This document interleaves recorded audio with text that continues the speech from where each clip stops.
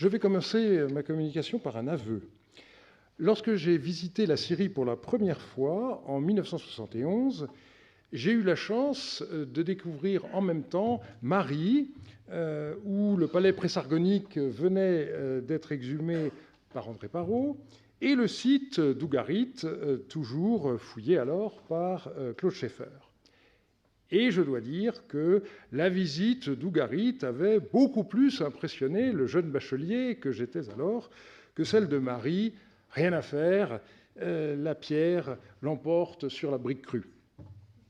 Et sur le livre d'or de la maison du gardien de Ras Shamra, j'avais écrit « J'aimerais bien revenir fouiller à Ougarit ». Je ne suis finalement pas devenu archéologue, mais épigraphiste, et j'ai travaillé à Mari et pas à Ougarit, et donc je suis très heureux de l'occasion qui m'est offerte aujourd'hui de participer à ce colloque d'Ougarit et d'y apporter ma contribution comme épigraphiste de Mari.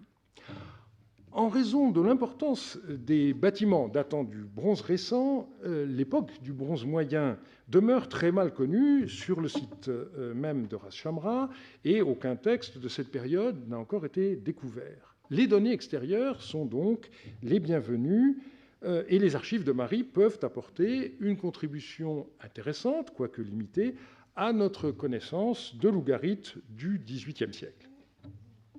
C'est en 1939 que Charles-François Jean annonça que le roi de Mari Zimrilim s'était rendu en personne à Ougarit. Mais il fallut attendre encore 45 ans pour que cette expédition sur la côte méditerranéenne soit mieux documentée. Pierre Villard a présenté en 1984 les informations offertes par les nouveaux textes publiés dans ARM 23, à partir desquels Jack Sasson donna une vue d'ensemble de ce qu'il appela un grand tour. La publication d'ARM 25 a permis en 1986 à Pierre Villard de compléter le dossier qui a été synthétisé en dernier lieu dans Florilegium Marianum 5. La question se pose de savoir si le voyage de Zimrilim avait Ougarit comme but. C'est ce qu'a estimé Pierre Villard, je cite, « Le port méditerranéen d'Ougarit constituait le but de ce voyage. En effet, alors que le séjour dans les autres cités est relativement bref, avec un maximum d'une dizaine de jours à Zilhan, on note que des opérations diverses furent enregistrées à Ougarit durant une période d'un mois au minimum avant que les voyageurs ne prissent le chemin du retour. » Cependant, que le séjour à Ougarit ait duré longtemps ne prouve pas qu'au départ, Ougarit constituait le but de ce déplacement du roi de Mari. Et au début de la lettre ARM 14-121, Yakimadou rappelait à Zimrilim ce qui s'était passé, je cite, « auparavant, lorsque Monseigneur était allé à Ougarit ». Mais Jean-Marie Durand a justement indiqué à ce propos « À considérer cette façon de s'exprimer, Ougarit aurait formé d'emblée le but même du voyage en Occident, ce qui n'est sans doute pas vrai, vu les enjeux militaires de la montée de Zimrilim au Yamrad. Après coup, cependant, l'arrivée du roi de Mari au bord de la mer a dû être sentie comme l'acmé de son déplacement. Et de fait, aussi bien les textes administratifs que la formule de nom d'année parlent d'une montée au Yamrad, c'est-à-dire le royaume d'Alep, et les deux lettres qui citent Ougarit comme but du voyage de Zimrilim ont été écrites postérieurement au retour du souverain dans son royaume. Dans un discours célèbre, Itourasdou énuméra les principaux rois contemporains de Zimrilim en situant leurs puissances respectives. Et il y indiquait « 20 rois suivent Yarimlim, le sire du Yamrad ». Quels étaient donc ces 20 rois dans la mouvance du souverain d'Alep ? On ne peut pas en dresser une liste complète, mais les textes de Mari permettent de connaître l'existence de rois à Layash, Muzunum, Nouradi ou Touba, et il est très vraisemblable que le roi d'Ougarit ait été également un des 20 rois qui suivaient le roi d'Alep, pour reprendre l'expression d'Itourasdou. Quant aux raisons du déplacement qui conduisit Zimrilim jusqu'à Ougarit, eh bien, elles sont pendant assez longtemps restées obscures. Les textes administratifs qui ont permis à Pierre Villard de retracer ce déplacement de 5 mois, qui conduisit le roi de Marie jusqu'au bord de la Méditerranée, l'ont poussé à mettre en avant tout, les aspects diplomatiques et religieux, excluant explicitement qu'on ait affaire à une expédition militaire. Moshe Anbar a retenu l'hypothèse inverse. Nous supposons que le but de cette expédition figure peut-être dans une variante de l'un des noms de l'année suivante, année où Zimrilim est monté au secours du Yamhad. Et une troisième position a été adoptée par Barry Beitzel, qui considère qu'on a affaire à un voyage de 4 mois aux motivations commerciales. C'est la solution proposée par Moshe Anbar qu'il faut retenir. On sait aujourd'hui, avec plus de détails, que Zimrilim partit avec ses troupes renforcer l'armée du roi d'Alep qui luttait contre le roi d'Azara. Et c'est une fois la victoire acquise que Zimrilim continua sa route jusqu'à Alep dans un premier temps et finalement jusqu'à Ougarit au bord de la Méditerranée. Et son séjour, comme je l'ai déjà dit, y dura plus d'1 mois. Nous ne savons toujours pas pourquoi Zimrilim est allé jusqu'à Ougarit, même si nous voyons que, en effet, des contacts ont été établis avec des marchands crétois, l'interprète du chef des marchands crétois recevant, par exemple, des cadeaux. Et la raison de cela, c'est que nos informations proviennent essentiellement de textes administratifs laconiques qui comptabilisent les cadeaux donnés et reçus par Zimrilim. Et un fait ne me semble pas avoir été suffisamment souligné jusqu'à présent. Dans les textes qui documentent le séjour de Zimrilim à Ougarit, il n'y a pas trace d'un seul échange de cadeaux avec le roi local, dont de ce fait nous ne connaissons pas le nom. Peu après ce séjour, le roi d'Alep Yarimlim mourut, et c'est son fils Hammurabi qui lui succéda sur le trône d'Alep. Un présent a été envoyé par Zimrilim le 18 du mois 8 pour la tombe de Yarimlim, et un autre 4 semaines plus tard au nouveau roi qui s'appelait Hammurabi, donc homonyme du roi de Babylone. Nous ne possédons qu'une seule lettre de cet Hammurabi à Zimrilim, mais c'est l'une des plus célèbres des archives royales de Marie, et la façon, le roi d'Ougarit y aurait exprimé le souhait de visiter le palais de Zimrilim à Marie. La façon dont ce texte est devenu un des documents les plus cités dans les ouvrages concernant le Proche-Orient de cette époque mérite qu'on l'analyse de près, et c'est à quoi je voudrais consacrer ma communication. Nous verrons l'interprétation qui en a été donnée au départ, puis la remise en cause du consensus, et finalement, je proposerai une nouvelle interprétation de ce texte. Dès le début du déchiffrement des archives royales de Marie, Georges Dossin a eu l'attention attirée par une lettre qui mentionnait l'homme d'Ougarit, autrement dit, le souverain de cette ville. Il signala cette lettre à André Parrot, qui cita en 1937, dans son rapport de Syria 18, la transcription et la traduction de Dossin. Il faut ici rappeler que la première lettre de Marie avait été publiée par Thureau d'Angin dans la revue d'Assyriologie en 1936, mais cette tablette A186 est la première lettre de Marie que Georges Dossin ait publiée. Et il traduisit ainsi ce document. Zimrilim dit ceci: « Ainsi parle Hammurabi ton frère, l'homme d'Ougarit vient de m'écrire ce qui suit, indique-moi la demeure de Zimrilim, je désire la voir. Maintenant, par ce même courrier, je te dépêche son fils. » Georges Dossin commenta cette lettre à l'Académie des inscriptions et belles-lettres la même année.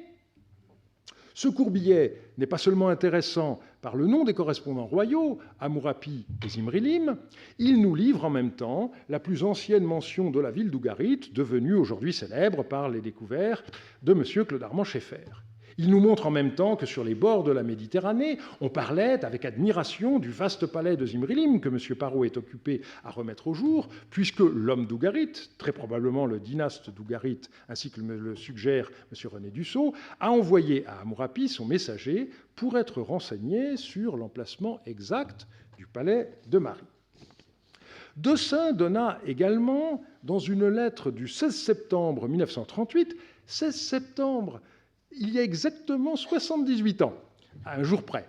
J'aurais dû parler demain, mais c'est comme ça. Donc, le 16 septembre 1938, Dossin envoya une copie, une photo, une transcription et une traduction de cette même tablette A186 à Claude Schaeffer, qui les inclut dans son aperçu de l'histoire d'Ougarit, qui a été publié dans le premier volume des Ougaritica en 1939. Dossin modifia alors sa traduction sur un point. À la fin, au lieu de « Je te dépêche son fils », il comprit que l'idéogramme qu'il avait lu Lude Dumouchou devait en fait être lu Tsurarum, et donc il traduisit « Je te dépêche son jeune homme ». Le roi d'Ougarit n'envoya donc pas son fils, mais simplement un messager. Qui était l'auteur de la lettre ? Au départ, et d'une façon qui peut nous paraître étonnante aujourd'hui, Dossin et Parrot avaient cru qu'il s'agissait d'Hammurabi de Babylone. Deux considérations rendent cette hypothèse impossible. D'abord, l'analyse paléographique. Donc vous avez ici à gauche une photo plus récente de la tablette A186, et à droite, vous avez un exemplaire d'une lettre écrite par Hammurabi de Babylone. Et vous voyez très bien, même sans être expert en paléographie cunéiforme, que les caractères sont quand même très différents.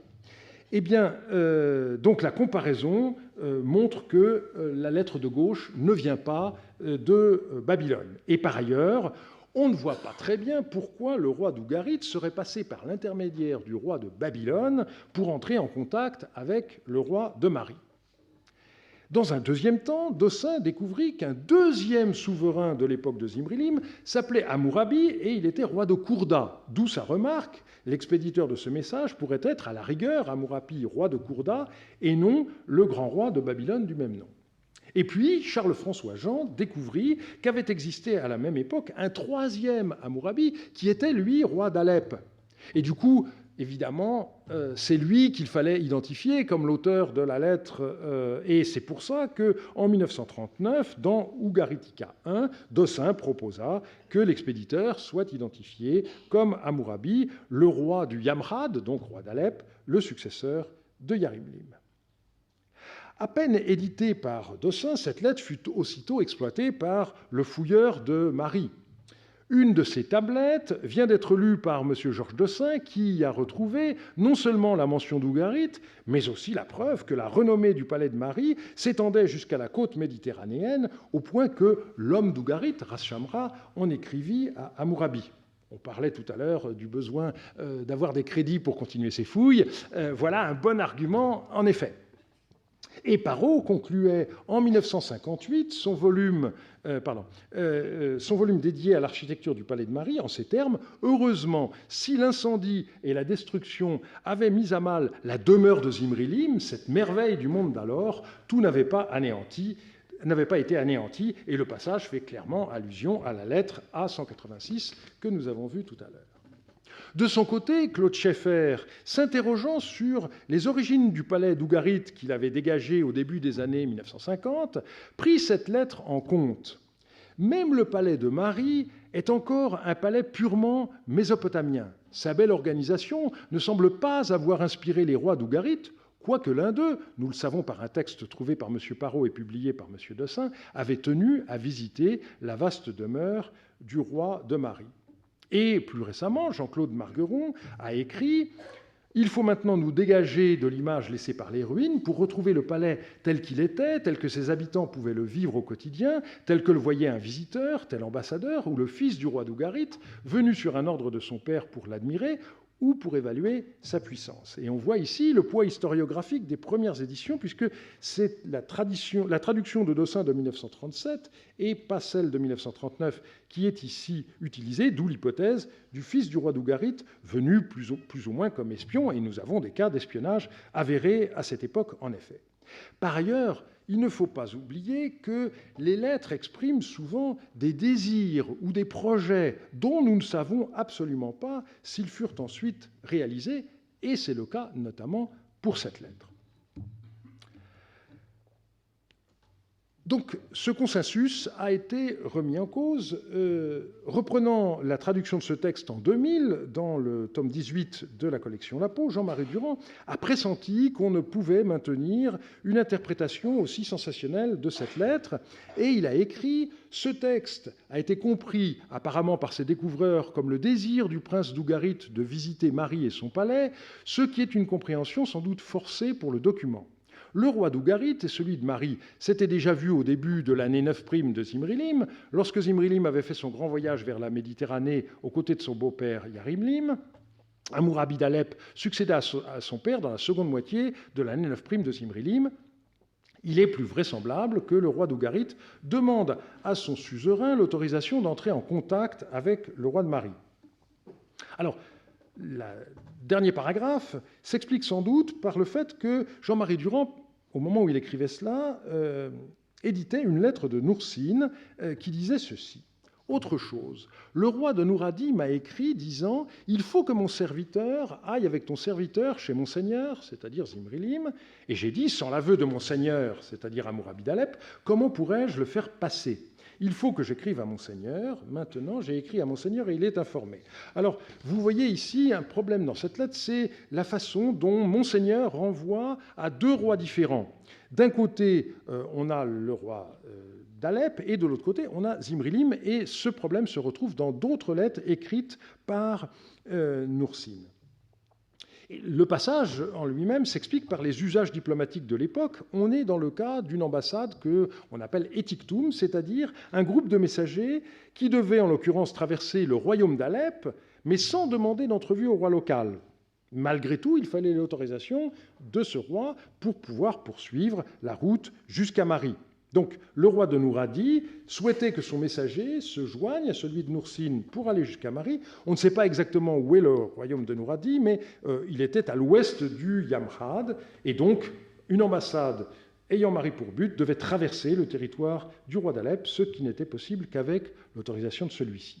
Et c'est sans doute sur ce modèle que Jean-Marie Durand a compris la lettre A186, dont il a proposé une nouvelle traduction. « L'homme d'Ougarit m'a écrit ceci. Indique-moi, puis il a rajouté entre parenthèses, le chemin de la demeure de Zimrilim, que je le rencontre. Aujourd'hui, voilà que je t'envoie son serviteur. » Et Jack Sasson s'est récemment rallié à cette façon de traduire « The ruler of Ugarit has written me this. Show me the house of Zimrilim so I can meet him. I am now sending you his servant. » Et il a commenté le texte en disant « Ce document a été publié tôt dans la recherche sur Marie et a suggéré une visite envisagée par le roi d'Ougarit. Il s'agit plus probablement de relations diplomatiques, peut-être dans la foulée de la visite de Zimrilim à Ougarit. » Dans l'interprétation de Georges Dossin, on ne comprend pas le rôle que devrait jouer le roi d'Alep, parce qu'il ne pouvait guère montrer en personne le palais de Zimrilim à Marie, à l'envoyé du roi d'Ougarit. Et c'est la raison pour laquelle Jean-Marie Durand a ajouté, entre parenthèses, « Indique-moi le chemin de la demeure de Zimrilim », mais un tel ajout pose problème, car l'expression « montrer le chemin » avec le même verbe « kullumum » est connue par ailleurs en acadien, comme dans le célèbre hymne à Shamash, où elle figure au pluriel « Tu montres aux captifs les chemins que seul Shamash connaît ». Par ailleurs, Georges Dossin avait déjà envisagé que le roi d'Ougarit ait voulu rencontrer Zimrilim, mais il avait écarté cette interprétation en indiquant « Si le rédacteur de la lettre avait voulu exprimer son désir de voir Zimrilim, il aurait ajouté au verbe l'humour le pronom suffixe de la troisième personne masculin singulier, chou. » En réalité, que je le rencontre ne se dit pas l'humour chou, pour cela les scribes emploient toujours le système 4 de Hamarum, et donc, que je le rencontre devrait se dire « ittishu annamar ». Ça n'est pas ce qui est sur la tablette. Donc, l'objet du verbe « l'humour », c'est bien la demeure de Zimrilim, et on ne peut éviter de traduire la requête du roi d'Ougarit, comme l'avait fait Georges Dossin, « Montre-moi la maison de Zimrilim, afin que je la voie ». Mais de quelle maison s'agit-il ? Pour Dossin, Parrot, Schaeffer et leurs successeurs, il ne faisait pas de doute qu'il s'agissait du palais de Marie, et c'est cette évidence que je vous propose de réexaminer. La lettre parle de la maison de Zimrilim, ce qui semble jusqu'à présent une formule sans parallèle. On pourrait se demander si les termes de maison ou palais sont bien équivalents. Par ailleurs, du temps de Samsi-Adou, nous savons que ses fils avaient des domaines dans les parties du royaume de Haute-Mésopotamie où il n'était pas roi. C'est ainsi que Yasmaradou, roi de Mari, avait 3 maisons. Une à Ekalatum, une à Shubat-Enlil et une à Mari. Et Samsi-Adou reproche ainsi à son fils sa négligence, sans même considérer la maison que tu as à Shubat-Enlil. Celle de Mari est assurément sans base solide. Depuis qu'Utsura-Wassou est allé à son destin, qui y a-t-il pour s'occuper de ta maison ? Donc là, on voit bien que le palais de Mari peut en effet être désigné comme maison, mais on sait aussi que Yasmaradou a une maison, une demeure ailleurs qu'à Mari, à Shubat-Enlil en l'occurrence.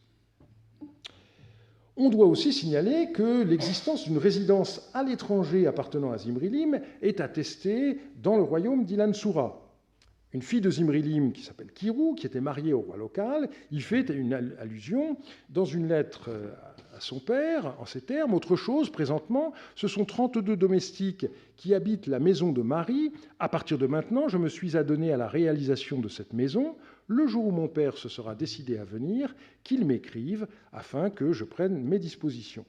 Alors, la princesse ici parle de la maison de Mari, pas la maison de Zimrilim, mais comme le propos est adressé directement à son père, on peut comprendre qu'elle l'ait fait de cette manière-là.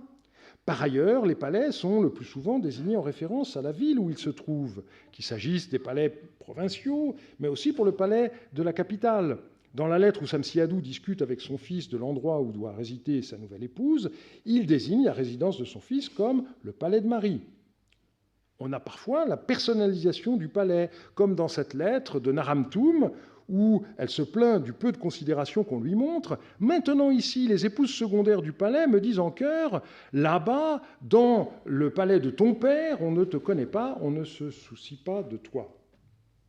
Et on trouve dans quelques lettres l'expression « le palais de Monseigneur » et même dans un serment de fidélité « le palais de Zimrilim, Monseigneur ». Mais le document le plus intéressant pour une bonne compréhension de la lettre A186, c'est assurément une lettre que le devin Askoudoum et le chef de musique Rishiya adressèrent à Zimrilim depuis le Yamrad, et c'est grâce à la base de données Archibab que j'ai pu en repérer l'importance pour l'interprétation de A186. Leur mission consistait à conclure le mariage du roi de Mari avec Shiptou, la fille du roi d'Alep, Yarimlim. Mais alors que le processus avait commencé, la reine-mère mourut, et le roi d'Alep ne voulut pas que les envoyés de son futur gendre participent aux cérémonies funéraires. Alors, très gênés d'être exclus de cette manière, les 2 signataires écrivirent au roi de Mari ceci : « Le roi Yarimlim nous a fait dire par Tab-Balati, allez et voyez en totalité mes villes fortes ainsi que mes maisons. » Et on retrouve ici l'expression maison plus le verbe voir, amarum, comme dans A186. Et ici, il est incontestablement question de visite touristique. La question, donc, c'est de savoir quelle est la maison de Zimrilim que le roi d'Ougarit souhaitait voir et qu'il demanda au roi d'Alep de lui montrer. Jean-Marie Durand était sans doute sur la bonne voie lorsqu'il a évoqué Alartoum. La fin de son commentaire de la lettre A186 était ainsi rédigée : « Il est plus vraisemblable que le roi d'Ougarit demande à son suzerain l'autorisation d'entrer en contact avec le roi de Mari, on a vu. Il est difficile de savoir quel lien il y a entre ce désir et l'installation des administrateurs mariotes à Alartoum. » Et je pense qu'on peut franchir le pas.